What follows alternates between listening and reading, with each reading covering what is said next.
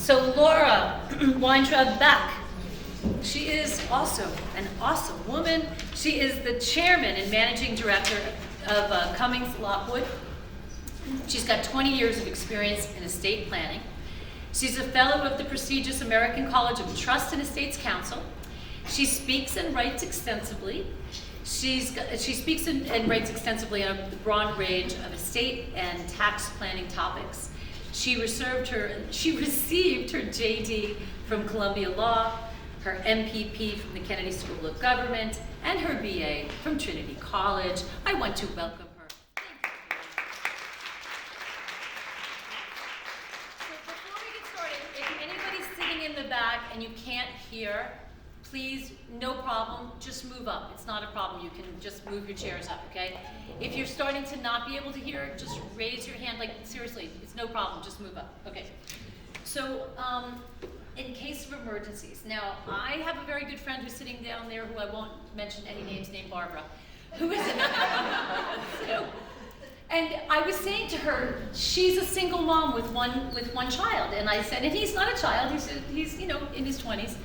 And I said, well, do you have, a plan? Do you have, and she said, well, I'm not ready yet. And I think that's something that I think a lot of us feel like you're afraid to, you're not ready yet. But just give me a slight overview about why we need to have our ducks in a row. And the ducks are going to be the documents that we're going to be talking about. Yeah, and I know we're going to start focusing on healthcare and living wills and powers of attorney, but the estate planning to me is about planning for what if something happens to me? Am I taking care of the things, and have I put in place to take care of the people I care about and have the right people there to manage it?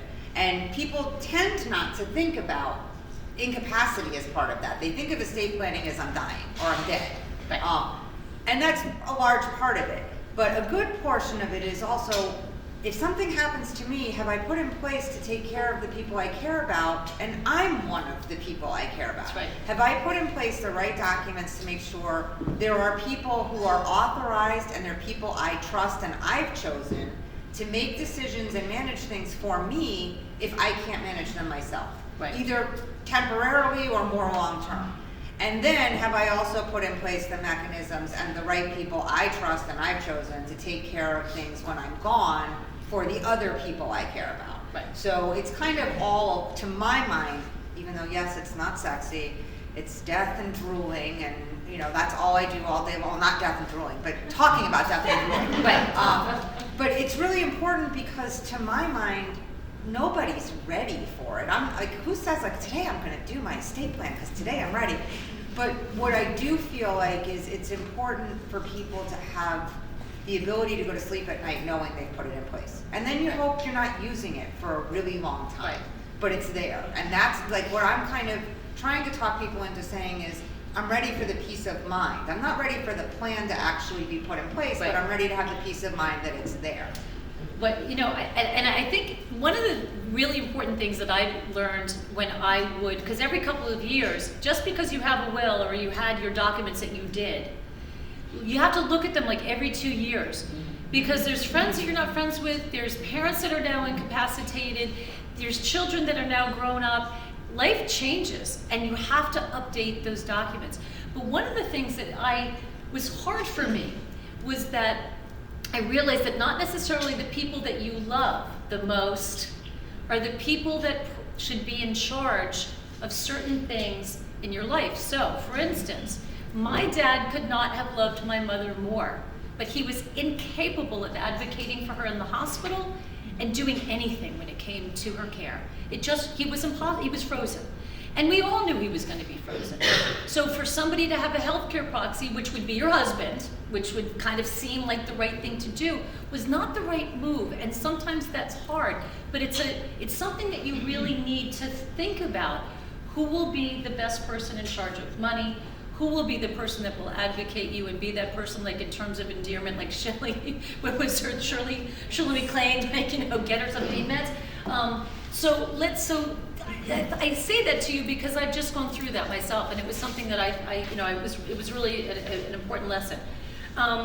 So let's start with the healthcare proxy. I put a basic one on the table. We will send them out to you as an attachment tomorrow. But don't use that one. Right, exactly. Okay, so let's start with that. So can a healthcare proxy be used in every state? Like if you print one out and you go, okay, I have a healthcare proxy, can, Yeah, so, I mean, if you live in New York and you do a New York healthcare proxy and you get into a car accident in Ohio, is your healthcare proxy gonna be valid? Yes, it will. What is most important when you're looking at these documents is that you do one that is appropriate to the state you're most likely to be in part because those are the ones that are most likely to be recognized quickly, literally recognized by a hospital. They look at it and they see this, we're familiar with this document.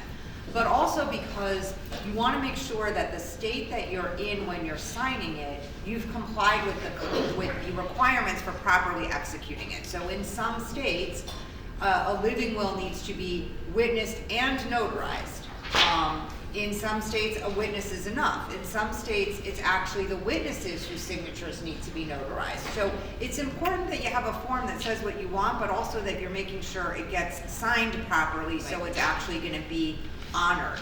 And I'll back up if I can for a minute. Most of the time, you're looking at signing a healthcare proxy and living will. That's one document. Even though they really are two separate things, almost always now they're combined into one document. okay, so let's stop there because we're assuming that people know what this is. So we're gonna do like healthcare proxies for dummies, okay? Yep. Not that you're dummies, I wanna just like, we're just gonna be really simplifying it.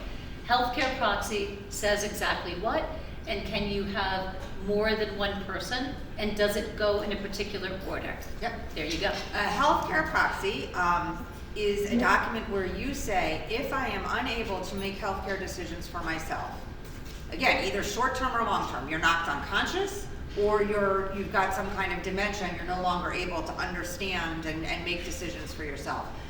This is the person I'm appointing to make those decisions for me. That's the bare bones of the healthcare proxy, is literally what it is. Who is going to be my proxy and make decisions for me? Some states have more extensive forms that allow you to specify, and here are some of the things I want my proxy to know. Some states, and New York is one of them, are more in favor of saying, I authorize my healthcare proxy to make decisions based on what I have communicated to the proxy separately is what I would want, and what they knowing me think I would want. So you're not necessarily laying out your choices. But a proxy at its bare bones, a healthcare proxy, is you are naming someone to make decisions for you. Can you name more than one person? In New York, you can. You can name more than one person to act at the same time. You would want to specify if they have to agree, because you want the hospital to know whether they can just talk to one of them and move on, or whether they need to find the other person and get their input as well. You would also want to specify hopefully some way of dealing with the fact that if they don't agree, who takes precedent? Because if they don't agree and there's a stalemate, you may end up in a situation like it wasn't worth signing the piece of paper at all, because now no one can make a decision for you. Is a healthcare proxy also where, because I know that when I've called to speak to my dad's doctor and they say, we need documentation saying that that you're allowed. So will that also cover if you're calling about anybody over 18, okay? So if you've got kids that are in college and when they're walking out the door or when they turn 18, they can be at a doctor's appointment. You cannot get any information. They can be in the hospital. So the healthcare proxy is not going to work for that unless the person is incapacitated already. Right. So what can be, like when you want to give, when you say to if I say to my dad, I want to be able to speak to the doctor, what do we need to give? So that's a HIPAA authorization. Okay. And when you go to the doctor now, you sign a HIPAA authorization almost every time. What you're signing there, though, is you're signing that the insurance company can have access to your medical information so they can process your insurance claim.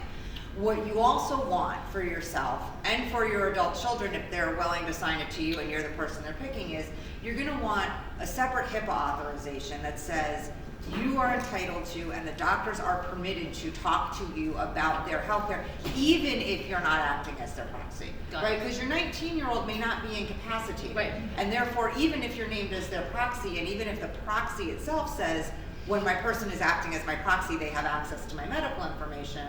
If the 19-year-old's perfectly fine, but just says, oh, mom, you talk to the doctor, I don't know what they said, they're gonna need something separate that says, even though I'm capable of making my own decisions, you're okay to talk to my mom too. Okay. And my 18-year-old was in my office the day after he turned 18, and I had him sign a healthcare proxy to make sure if something happens, I can make decisions for him. I had him sign a HIPAA authorization so I can talk to the doctors at college or anywhere else, and they'll give me information. And I had him sign a financial power of attorney, which we'll be talking about later. And so he basically said to me, so I was an adult for like, what, 18 hours? And I was like, pretty much. Now, it's not really true, right? He could revoke it, he can change it. You can change who you name, and you can say, you know, under what circumstances you want someone to be able to have access to your information or not. But it's really important that you know what you've signed, and you've made sure that the right people have the right access to the right information and to make decisions when you've asked them to make decisions for you. So for a doctor, for let's say my dad's doctor, should I, or my kids, should I have that HIPAA in my phone? I mean, do we send it in advance to the doctor? You know, just to say when you sign up with somebody, you would say, and these are the people that can have access to it. Again, with elderly parents, this is going on all the time. I mean, you might have you might have a parent that has 6 different doctors, but with your kids too. I mean, whatever it is, if you want to be able to get the information, having them have a copy of it, or or if somebody's in the hospital, are you able to have it on your phone and be able to? Yeah, so what I would say is, and it's different for what I would say about what you might want to have for your kids and what you might want to have for your elderly parent. Me personally, I have my documents for myself in a place where the people who might need to use them know where they are. They know where they are electronically, and they know where physical copies of them are. That way, if they need them, they can access them. But I have not given them to every doctor that I see, because I may change my mind, and then I'm gonna have to go to every doctor and say, cancel that, I revoked it, here's the new one. For an elderly parent who's seen the same doctors over and over again, and you're involved in their care, and they may be in and out of facilities, they're less likely to say, I changed my mind, I know Ann was helping me for 6 years do this, but now not her anymore. So it's less of a hassle to try and change it. And for my 18-year-old, quite frankly, I just keep a copy of it. If I started sending it to every doctor that he was seeing, he would yank that thing from me so fast. So I keep copies, I have electronic copies that I have on my phone that are actual photocopies and PDFs, so that I can forward it or print it if I need to. If there's a hospital that says, I won't take it just looking at your phone, but I can forward that to a printer, and then they've got a printed copy, that usually works as well. So what I would give for myself, what I'd want my parent to have, and what I want my kid to have are different. The most important thing is you've got the documents, and you've got a way to access them when you need them. But if you're giving somebody healthcare proxy, you should probably have them have a copy of it. Yes. Right? Okay, so, all right. So in terms of, so healthcare proxy, and in New York, you can have 3 people? I mean, if you kind of go from one to the other to the other? You can have successors, you can name successors, or you can name people who are acting together. I will say, if I can go into a little bit of this, most people will say to me, well, my kid's 19, so my kid's an adult, I can name my kid. And the answer is yes, legally you can. Should you? That's a different story. And everybody's different. I see somebody shaking their heads, so they know where I'm going. Number one, it's a big thing to put on a kid to have to make those decisions, even an adult kid. I also encourage my clients to think about the fact that if you're naming one child, how that impacts the siblings' relationships, especially if a decision has to get made and they don't agree, or they are just upset that one got to make this important decision and the other one wasn't, able to. And I tell them to think about how the kids are going to live with the decisions they've made. So oftentimes, I'm getting back to your how many people can you name. Oftentimes, I will advise my clients when their children are younger, young adults, that they might still have a sibling, a friend, somebody else that they're going to name, and you can put in the document, it's my request that my friend Jane consult with my children before making a decision, if it's possible and practical to do so. but you're still not, so you're giving them a voice, but without putting the burden and responsibility on somebody who may not be ready for it. Got it. And so that ties into the living will. So Yes. how is a healthcare proxy different than a living will? A living will is a document where you are expressing your wishes about whether you want or do not want different kinds of extraordinary measures. If you are, typically it specifies if you are terminally ill, and again, incapacitated. If you're terminally ill, but your mental faculties are still there, you get to choose. But if you're terminally ill or permanently unconscious, and you're expressing whether you want extraordinary measures or not, for lack of a better term, it's the pull the plug kind of decisions. Do I want to be plugged in? And if I already got plugged in, do I want someone to unplug me or not? Usually those are things like, do I want to have artificial nutrition and hydration? Do I want to have cardiopulmonary resuscitation if my heart stops? Those kinds of things. Do I want to be attached to a ventilator? Do I want, to be allowed to die or kept alive? That is an expression of your wishes. Usually that goes hand in hand with a healthcare proxy and as one document, because it is usually saying, here are my wishes in these situations, and here's the person I'm appointing to actually make the decision under these circumstances or any other circumstance if I'm not able to make medical decisions for myself. So they kind of tie together, but it's a good way for the healthcare proxy to have some guidance about what you want or don't want. I honestly think the best thing you can do, though, with regard to the living will and any other decision, is making sure that your healthcare proxy has a good sense of where you draw the distinction between quality of life and quantity of life. Because that's really what you're asking the proxy to do in those end-of-life decisions, is where is enough for you? And going back to your original, you might think your husband, your spouse, whoever is the right person, because you love them so much and they love you so much. I tell people, make sure you're picking someone who's gonna do what you would want done for you. Not what they would want done for them, not what they want done for you because they love you so much, but what someone who knows what you would want and is willing to do that for you on your behalf, even if it's not what they want. Because that's really what you're asking them to do. And the idea, the topic of dying was never taboo in my family. And my mother, probably 15 years ago, gave me what we call the death book. And it says on the outside, it's very dramatic, when the time comes, okay? And I was like, oh my God, Mom, this is terrible. And I cringed, like the thought of it. I didn't want to think about my mom dying. But I realized very quickly that it was the most loving thing she could possibly ever do for me, which is to let me know what she would want, to help me during a time that I'd be freaking out, grieving, panicking, not knowing.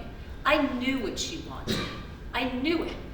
And she said, she would constantly say, more than, it was like always a time, she'd like, I'm gonna stop eating.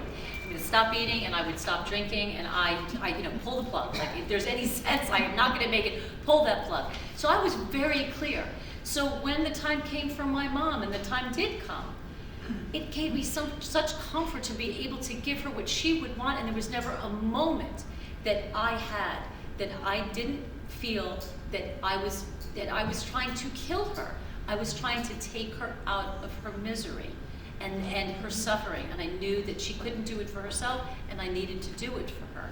But if you don't have these conversations in advance and you hide, it's what you're doing to the people that are left behind. It's not a problem for you. You're in a coma, okay? You've got dementia. It is a problem for the people that are left behind. It's a horrible burden for them. So if you're not going to do it for yourself, think about doing it for them. That's your little talk for today. You can bring it with me whenever I have a reluctant client. Yeah. You can talk to them. So dementia. So when you talk about being incapacitated, so I always thought, okay, so I'm going to have a power of attorney. I'm going to have this, kind of healthcare proxy, because if something happened to my parents or anybody that I know and they were out of their minds, clearly everybody would know and I would step in. Not so easy. Yeah. Right? So talk about, because there's more and more, we've got two, actually raise your hands, Susan and Mimi. They are elder care advisors, and they spoke on a panel a few months ago. But they're saying more and more they're having people that have major cognitive function going into, kind of assisted living. So what happens when your family members or your loved ones start losing their minds, but they're not, how does, because you can't get a power of attorney at that point. Like, it's over. The gate, like, if you don't get it in advance, when they're out of their minds, you can't. Yeah, so I mean, the issue is when somebody is no longer legally capable of making decisions for themselves, they're not capable of signing a document that says, okay, you can make decisions for me, because by definition, they can't sign that document and understand it. So one of the things that's important is to have, just like you don't know when you might get hit by the bus, you don't know when something may happen, fast or slow, that affects your ability to manage things, and you may not recognize, even if it's happening slowly, that it's happening, and put things in place in time. The power of attorney, for the financial power of attorney is what it sounds like. It's a document that, just like the healthcare proxy says this person is my proxy for making medical decisions for me, the financial power of attorney is this person is essentially my proxy and can do anything that the document says they can do. Right, so there are limited powers of attorney. You sometimes when people are buying a house and they can't be at the closing, they'll sign a power of attorney that says their attorney can sign the documents on that day for this particular purchase. That's very narrow. Most of the time when we're talking about estate planning, we're saying we don't know what's going to come up that's going to need to be managed. The documents are very broad. They're often saying that you can do anything that I could do, that my attorney can do, my attorney in fact can do. Whether that's actually an attorney or whether it's a family member or a friend, it's called an attorney in fact that's going to be able to do what you could do. They're very powerful documents. It's one of the reasons I was reluctant to even leave a form on the table. There is a form, but don't look at it. There's a form. I mean, and I printed this form off the internet. I mean, it's the state statutory form. But I'm reluctant to tell people, yes, you need this, and here's a blank form, and then have them fill it out not understanding how powerful it is, because most of the forms now are actually effective immediately. Even though you're thinking about them as being only going to be used when you become incapacitated, what we typically recommend at this point, especially if you're appointing someone you trust, which you should only be appointing someone you trust, is it's very difficult to go into a bank and deal with financial institutions where it says, I can act for Laura if she's incapacitated. The first thing they want is proof that I'm incapacitated. And good luck with that. The next thing they want is a lot of proof that you're incapacitated. Right. And then once you finally prove it, and you go back in to use that same power of attorney a month later, they want proof that the person you're acting for is still incapacitated, has not woken up from the coma. So we have flipped from what used to be in the event I'm incapacitated and only in this event, this document becomes operative, to this document is operative from when I sign it. And people do one of three things. They freak out about signing it and they don't. We go back to the old way of doing things. They agree that they're appointing people that they trust, that they don't think are going to go out and misuse it. Or they will do it in such a way that they say they've got a gatekeeper. Often we will hold the powers of attorney in escrow. There's no copies, no originals that leave our office. We have a letter that says only give it to my appointed person if I later tell you to, or if it's proven to you that I'm incapacitated and not able to manage my affairs. That way, they only have to prove it once, but once the document itself is released to the person who's going to use it, the bank has no idea that it was contingent on this incapacity event happening. But to your point, not having it is horrible. Having it and not being able to use it easily is not great, but it's better than not having it. Having one that can be used at the right time by the right people without a lot of hassle on their end is the best way to go if you can match all of those things up. Right. And So- there are people who don't have people they trust, and I wouldn't just name anybody and cross your fingers, but Right. So, situation, and I keep, going back to my parents, but this is something that I just learned so much from, was that my mom was incapacitated. And she needed, and I would have thought there would have been no question that the health care that she needed, the 24-hour care, that she had the money for it. But my dad started to freak out and was afraid they were gonna run out of money. And so he was not wanting her to have that care. And I knew, and she'd been very clear about that money was there for her care. So had I not been put on, because that's the other way to do it, when I could see that the decline was happening, my mom always wanted us to be cared for. My mom was like, let's put you on my bank account. She knew I wasn't gonna be going and spending the money, but she knew that if the time came that we needed the money out, because she wasn't dead. If she was dead, it was very clear the money was ours. The problem was, if you need money while you're alive, if you do not have the ability to access that account, if that power of attorney is not there, if your name is not an account, I would have been in a situation where I could not have accessed her account. It didn't come to that, but I couldn't believe that I found myself in that situation, and I say that because I would have never imagined. But I don't want any of you to get into a situation where you go, I would have never imagined. That's what you spend your day doing. That's why there's a lawyer, because you can't imagine, and then it happens. I will say one thing, just as a note of caution. Your mother's not the only one who has put their child or children on an account. There are two things you need to be worried about, though, if you do that, and why this is not this is not a replacement to the power of attorney. Number one, if you do that, in effect, you could be deemed to have made a large gift, which could be taxable, right? Because you've now put someone else's name on the account. Technically, regardless of what your intention is, they're now a co-owner. More importantly, to my mind, is often, even if you trust that your children are not going to misuse those funds or take them out when they're not supposed to, if they get sued, that money is in their name as well, right? So now if they get divorced, if they hit somebody with a car, you've potentially jeopardized the security of those assets. So power of attorney is better. For sure, I know people who have a relatively small bank account, relatively small compared to the size of their overall net worth, where they've got a child or somebody else on as a co-owner because it makes it easier. But just be careful. Don't say, oh, well, I don't need an estate plan or a power of attorney if I just put my kid's name on everything before I die, because you may find you don't own your assets any longer, even if nobody had bad intentions. So I want to actually go to the will. We're going to go right to the will now, because in looking at my will, I was saying, okay, and I assumed, okay, I'm basically a single mom, I have 2 kids, goes to them 50-50, there you go. Well, it's not a good idea, which obviously any good estate attorney is going to tell you, to just hand your children the money at the time that you pass away, right? So you need to think in your mind with a really wonderful professional about what years those kids should be given, whether it's at 30, 35, and 40. But what I didn't realize was that if you take, so let's say my daughter gets, I don't know, $100,000.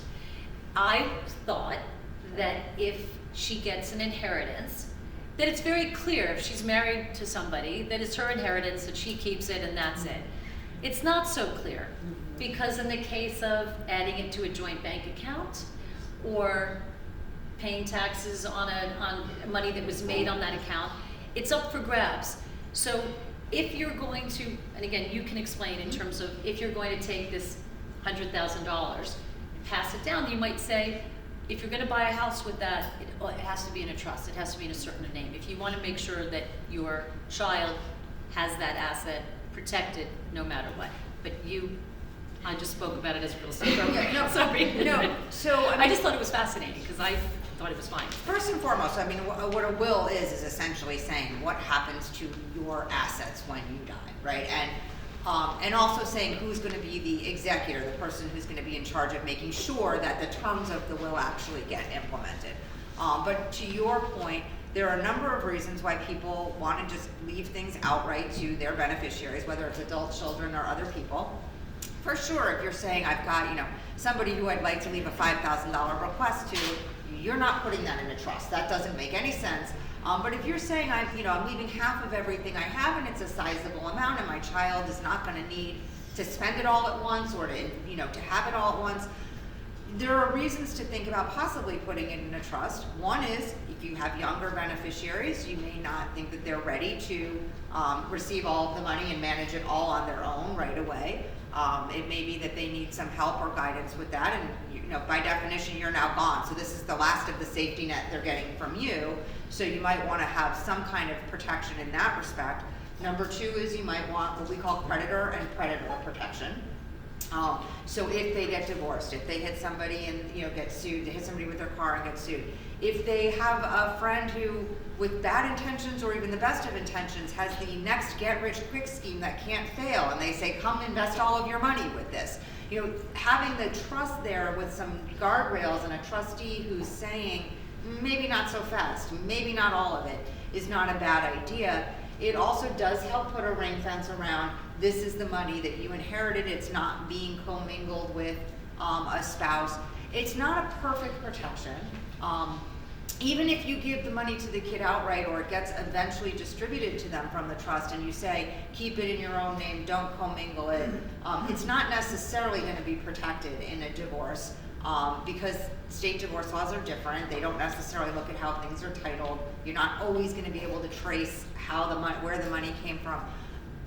They should probably think about a prenup if they're worried about that kind of protection.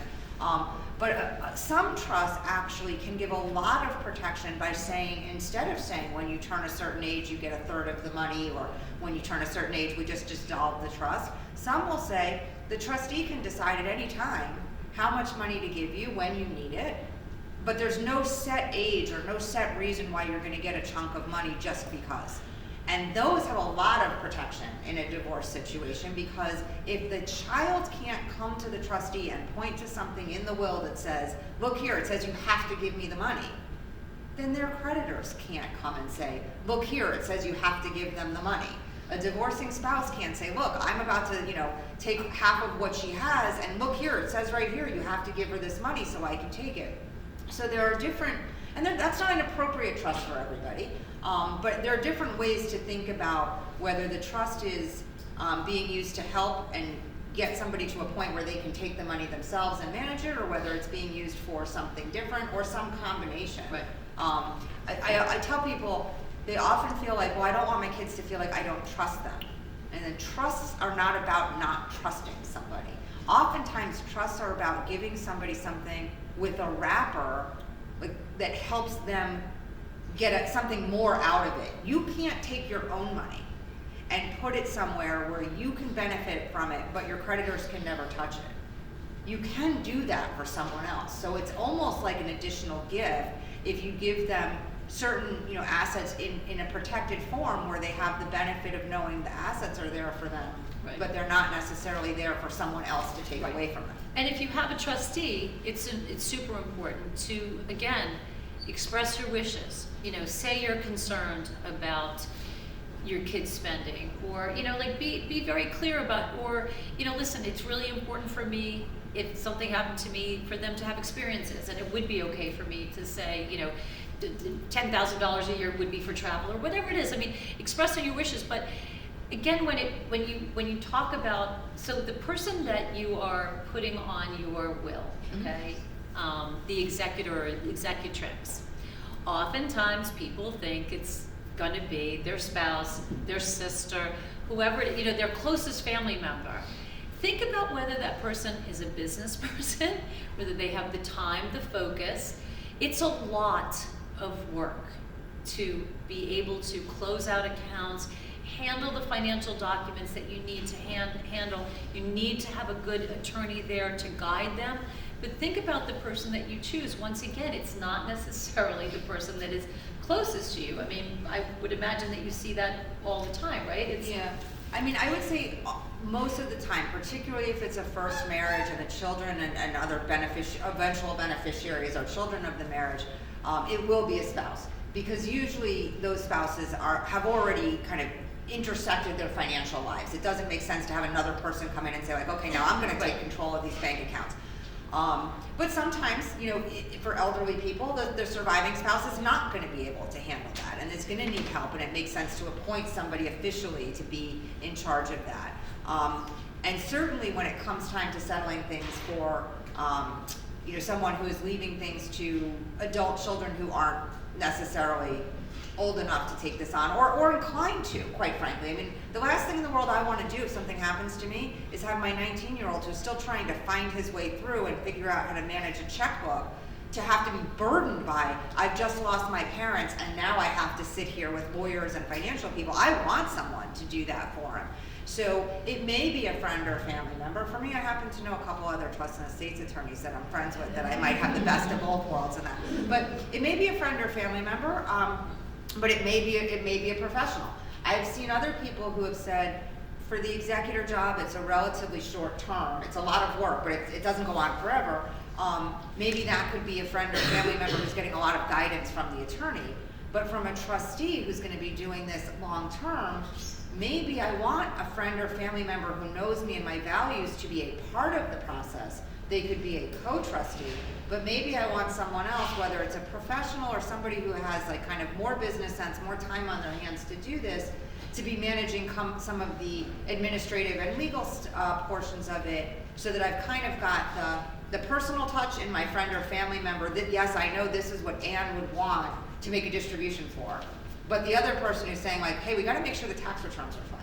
Right. We gotta make sure that we're investing this properly. Right. So you can have co-trustees. Do you can pay, do you, if it's not a spouse, is it customary to pay somebody to be an executor or executrix or a trustee? They're entitled to compensation. And how would that be, if you say entitled, is there a formula for that? So or? the state law says that they're entitled to compensation. Depends on the state that you're in what that compensation is. For example, in Connecticut, it's called reasonable compensation. There's no set formula. It's what's deemed to be reasonable based on the amount of work they're doing and the size of the trust. In New York, there's actually can they just take it out of the account? Like if I say, okay, I'm Angela's executrix and I'm gonna pay myself X, or does she have to put it in her will and say, I want my executrix to get paid? So the default is that you're entitled to be compensated. Some people will put in their will, I don't want my executor to be compensated. I'm naming my sister, but I don't want her to be compensated. And she then has to decide whether, well, she doesn't have to take a job. Right? So some people will say, I'm naming one of my children, but I don't want them compensated because I don't want them to get more than the other kids.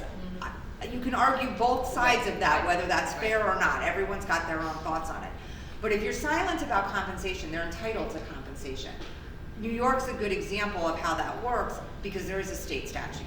And it says, if the state is this size, this is what the executor is entitled to. So what would be an example? Just because I would, if I was naming somebody, I would want to make sure that they were, because it is a lot of work. But a lot of people will say that the state statutes are too generous. Right, so sometimes I'm just curious. Like, so off the top of my head, the state is $500,000.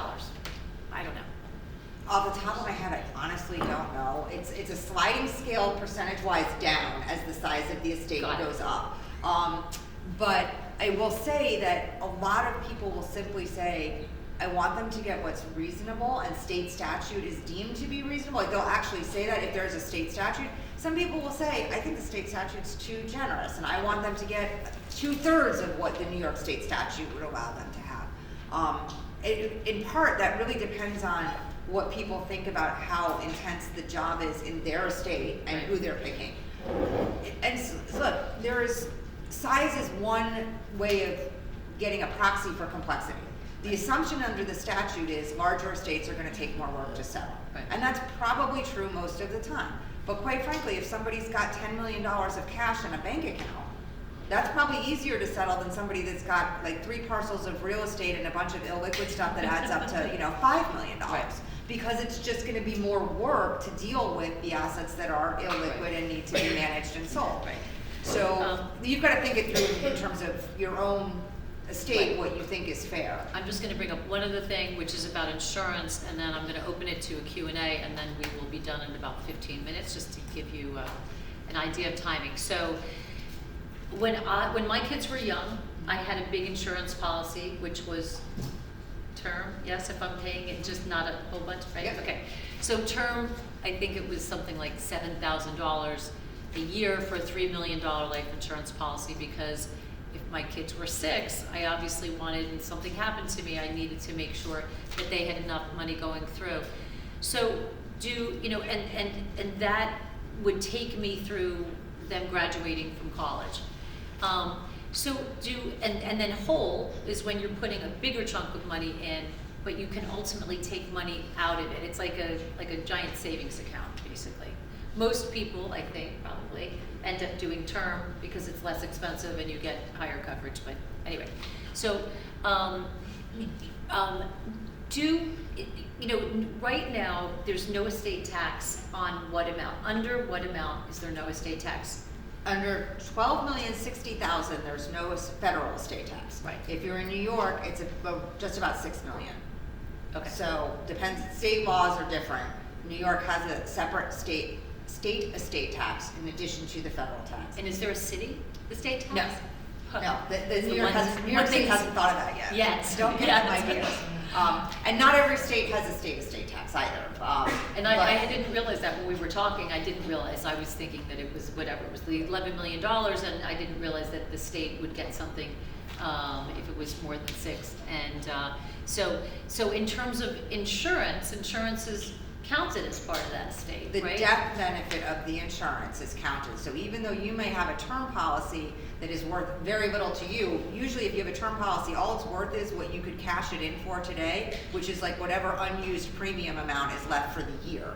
But if it's a $3 million policy, as far as the IRS is concerned, when you die, that $3 million is added to the value of your estate to determine whether you're over the threshold and owe estate taxes.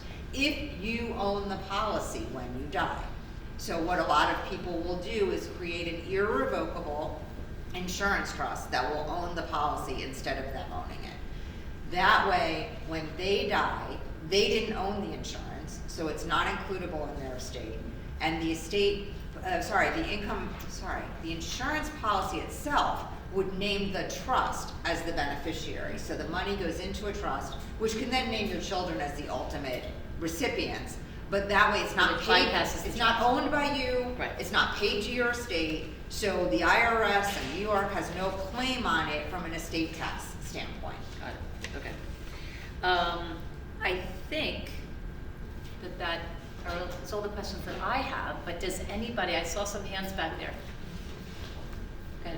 Good. Well, actually, can I say one thing about estate Sure. planning besides, because you brought up taxes. Yeah. And it may not be relevant. It's nice that the federal government has gotten so much more generous. It used to be like everything over $650,000 got taxed. Now it's $12,060,000. We just found out yesterday that starting January 1st, it's going to be $12,900,000 and change. I don't remember the exact number.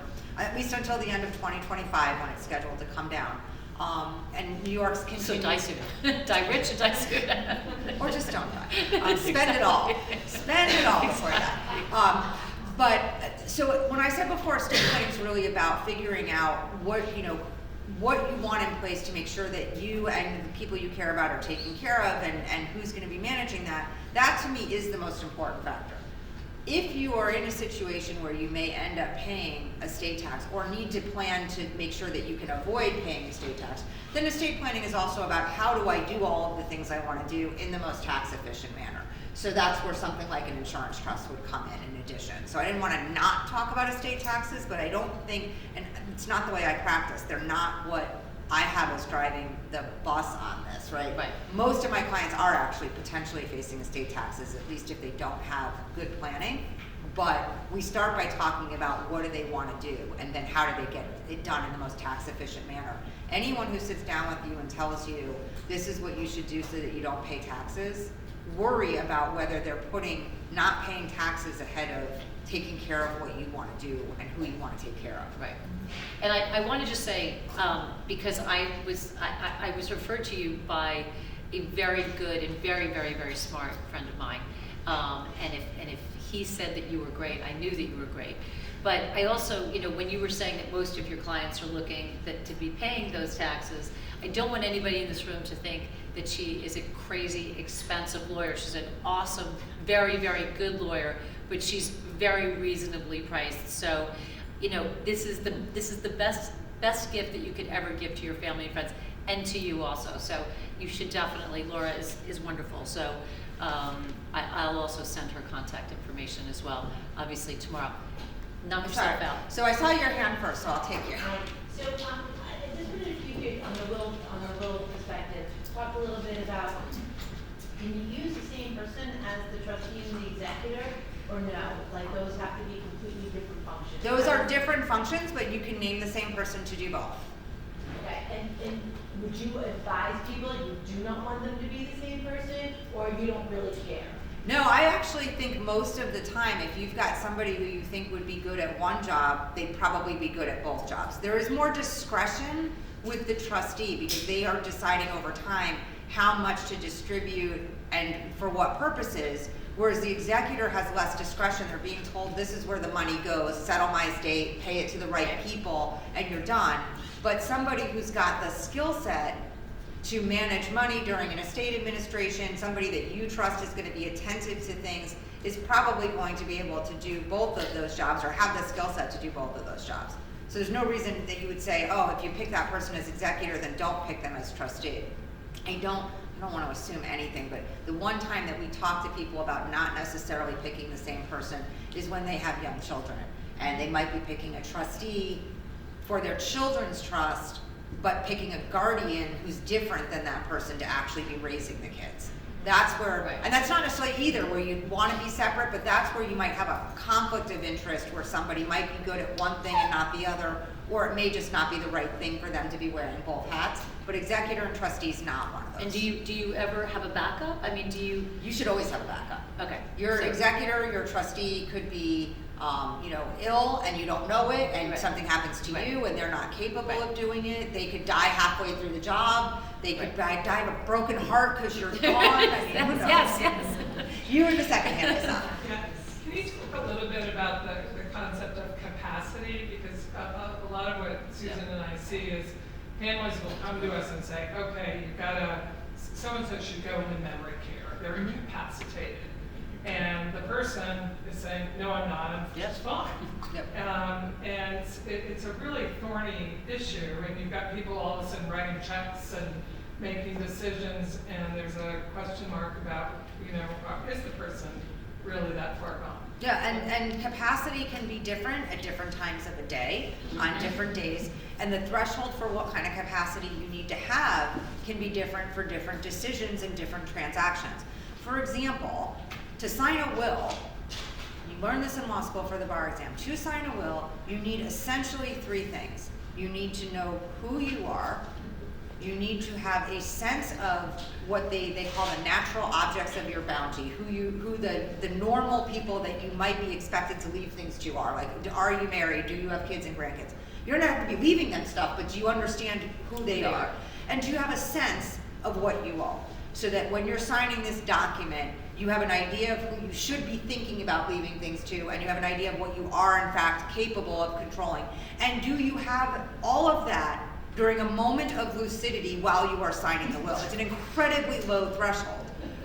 Much lower than what it takes to make a decision, to sign a check, to make a gift, to authorize health care for yourself. And I say that only as an example because it is a sliding scale of what capacity you need for different things. What is very difficult is somebody who is clearly starting or very clearly down the road of not being able to manage things for themselves, but thinking that they can because they haven't recognized where they're actually incapacitated. Sometimes the only option there is for someone to go to court and have them declare legally incapacitated. And that's again, a long process. It's a long process. It can be a very debilitating process for them, very embarrassing. It's a lot of public, not that everyone in the world is going to be watching it, but it's a public forum of discussing how this person isn't capable of doing things for themselves any longer. I personally hope that I don't ever fight it if I become incapacitated, because I don't want someone talking about how I forgot to brush my teeth for 3 weeks and the dentist said my teeth were rotting. But if you're in a situation where you've got a power of attorney for somebody and you're using it and they're saying, stop using it or I'm going to rip it up, you've got to be really careful, right? Because they have the right to revoke it if they have capacity. And there are these kind of gray areas. It's one reason why sometimes even when somebody has a power of attorney, you end up having to go to court and having somebody say they're incapacitated. That level of incapacity too can be sliding scale by the court. They can say they don't have capacity any longer to make decisions about where they're going to live, but they still have capacity to make decisions about whether they want to make gifts to their children or not. So there can be all of that.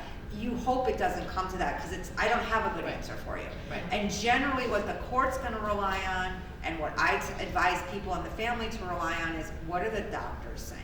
Right, Because the it doctors- really is a medical decision at the end of the day. It's a legal determination, but it's based on what the medical situation is. So I didn't have a good answer for you. No, thank you. That was the third hand I saw. Can you speak for a moment about bloodline trusts? So that is usually a trust where you're saying, I'm leaving this in trust for my child, and at my child's death, it goes on to their children, and at their deaths, whatever's left, and it goes on to their children, and it must stay in my bloodline. It cannot be directed away from my bloodline. Sometimes those will actually say as well, if my child wants to change where the trust goes, they can do that. They can say, at my death, I want it to go differently than what mom said. But they are limited to redirecting it to a pool of people in the same bloodline. So they may be able to leave it to their children on different terms than the default, or to say, one of my kids, hit the jackpot, doesn't need the money, and the other kid's a struggling artist, I'm gonna redirect more of it to one child than the other. But they can't say, I'm gonna leave it to my spouse, I'm gonna leave it to my next door neighbor, the guy at the gas station was really nice to me, I'm gonna leave it to him. So the other interesting thing about bloodline trust is how bloodline is defined.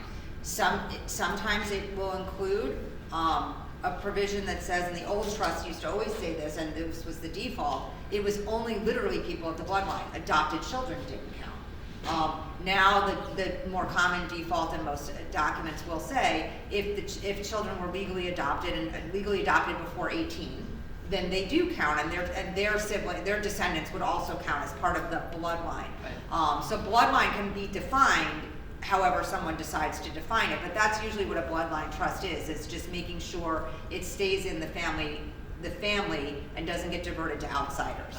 Barbara, you, Is there an amount that your estate has to be worth before you set up a trust? There's not a threshold of what it has to be worth to set up a trust. I would say that certain certain circumstances, trusts are probably going to be more administrative burden and cost than they're worth. So if someone has an estate of $50,000 and they say, I want to leave it to 10 people, I'm going to leave every one of these people $5,000, is that worth setting a trust up for? No. If you have somebody who says, I have, $500,000 and I want to leave it to my 2 adult children, I want them to each get $250,000, and they're both in their 50s, and I know they're going to need the money for their retirement, and they're good, responsible people. Maybe a trust isn't worth it, because what is it protecting? But that same person with $500,000 wanting to leave $250,000 to their 19-year-old twins, the trust may make sense for at least for a time, because they may not be able to handle all of that money at once. So there's no real cutoff I can give you, but it depends on where you're leaving it and why, and what the thought process is about what a trust adds, and whether the pros outweigh the cons. Does it have to do with taxes then? So there's a concept of using trust to save on taxes. That is almost always if you're making gifts during your lifetime, where you're trying to give something away irrevocably in a trust so it's not part of your estate when you die, or if it's in your will. The only way that trusts really save taxes at your death in your will is if you are a married couple and you are using what's called a credit shelter or a bypass trust to make sure that you're preserving your exemption from estate tax to be added on to your spouse's exemption from estate tax down the line, so that you're kind of maximizing exemptions.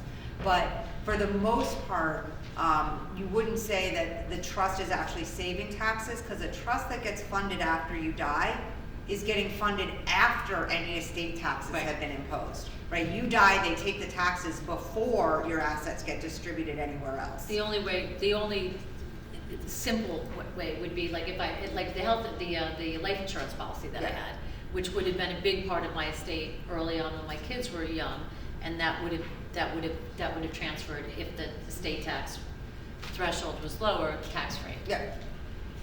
Okay, we have time for 2 more questions. And we got 2 more hands, so we'll go There here you go. first. Okay, just pivoting back to the healthcare proxy living will question. If someone has not filled those out in any way, so I'll be specific, both my biological parents have now passed. I have a step parent. He has no biological children. I am definitely the closest relative to him, but he does not want to have the conversation. When I say, tell me what your wishes would be, I would, carry them out, consider the letter, and he just doesn't want to have the conversation. I know there's a will, I know I'm in it, but in terms of if he gets incapacitated, if there is nobody, and you step forward to say, I'm the closest person to this person, like what happens in the absence, because he just won't have the conversation. From a legal standpoint, this will differ like a little bit state to state, and it will differ both because some states are gonna look at stepchildren differently than others. I'm gonna tell you from a legal standpoint, you may end up having to get a court to agree that you're the person, because you may not have hospitals and doctors willing to listen to you and take the chance that maybe you're the wrong person, and maybe some long lost child or niece or nephew comes forward and says, look, I'm the blood relative, I should be the one making the decision. But they may not be able to, they may not want to rely on you for that, so Right. they may want to see something from the court. I will also tell you though, as a practical matter, a lot of this plays out in a conversation between the family and a doctor, especially if they're end-of-life decisions that are really about, like, are we gonna take these heroic measures in the next 2 hours or not? And if the answer is like, I don't think he would want this, and the doctor's comfortable saying this is an extraordinary measure and not something we have to do, it may or may not ever come to a situation where you need the actual document. I'm not telling you to rely on that, but I'm just saying as a practical matter. I will also tell people, if you name somebody in your document, that you say, this is the person that's gonna be my healthcare proxy, and in that same document, you say, I don't wanna be plugged in, and if I'm plugged in, unplug me. If your healthcare proxy says to the doctor, don't unplug them, they're not gonna unplug them. They're not gonna say, look, here's your wishes. It says right here she wanted to be unplugged. I'm gonna ignore you, healthcare proxy. Because here's what happens. You get unplugged, you die. Somebody who says you should have kept her alive is gonna sue the doctor. If you get plugged in and you don't get unplugged and you wake up, you're not suing them because you lived. And if you never wake up, you're not suing them because you never woke up. So, but this is why, again, I go back to, it's important to pick people who are gonna do what you want done. Right, exactly. Because ultimately, from a practical standpoint, you're dealing with doctors and institutions who want to make sure that they're doing the right thing. I'm not questioning that, but they also want to make sure that legally they're protected, that no one's going to come forward later and say, you listened to my crazy stepsister when she told you that there was no other family and you killed my father and I'm suing you. That's right. Okay, one more. Oh, this was the last one. Sorry. Okay, I want to ask about property. For the apartment that I own, my children are going to inherit it 50-50, but it's not in a trust. And I worry that even when they inherit it, it'll go into probate. So should it be in a trust to avoid probate? So anything that you own is going to go through probate, whether it's real estate or a bank account or anything else, if you own it in your own name when you die. So one way to avoid that is, instead of just having a will, you have something called a will and a revocable trust, or a will and a living trust. And the living trust is really your alter ego during your lifetime. You put this is different than like the insurance trust where you irrevocably give something to get it out of your estate. It does not save estate taxes. It's still going to count as yours for purposes of adding up whether you've hit the estate tax threshold. But what a revocable trust can do is, if you put assets in the trust before you die, then when you die, the owner of the property didn't die. The owner of the property is the trust. What probate is supposed to do is take a dead person's assets and make sure they get to the right place. If the dead person didn't own it, it doesn't go through probate. You would still want to have a will, because you might miss something. You might forget about a tax, a tax refund that's coming to you and it's going to get paid to you personally. You might forget that you've got a bank account out there that's still got your name on it. You might have never been able to register your car in the name of the trust, because good luck with that in DMV. So you would still have a will that we call a pour-over will that says anything I own when I die, if I forgot to put it in my trust or it didn't get into my trust before I died, put it in the trust now. So you may still have some things go through probate, or you may not. but you've got the bulk of your assets in the trust before you die, that's gonna help settle your estate easier and faster. But here's the problem from a real estate point of view. If you own a co-op, 80% of the co-ops will not allow you to own it in a trust. I have a condo. Okay, so if it's a condo, it's fine. And the co-op But- boards that do let you do it, make you jump through hoops to Right, do it. so it's difficult, and you just wanna make sure, and I don't think this is the case. If you take it from, I own it, now I'm transferring it to the name of a trust, there's no transfer in terms of, city and state Yeah, transfer there's no tax. conveyance taxes because you and your trust are the same same person. person during Right. your lifetime. In fact, the trust uses your social security number. Right. So It it's just doesn't file its living own in tax return. So from a conveyance standpoint, it's Cool. not, it's a non-issue. Okay. I want to thank you so much. If you want to ask her questions before we leave, but I want to I'll be let around. Caitlin and Nathan and go, but that's what I wanna